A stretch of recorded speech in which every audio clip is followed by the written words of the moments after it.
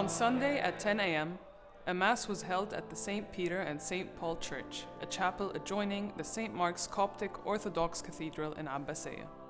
An unknown individual entered St. Mark's Coptic Orthodox Cathedral with large amounts of explosives.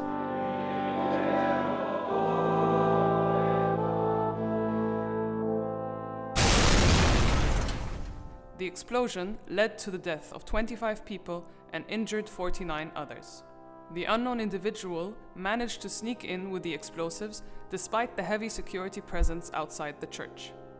After the deadly bombing, the presidency declared a 3-day mourning period for the souls of the Coptic Christians who lost their lives just weeks before Christmas celebrations.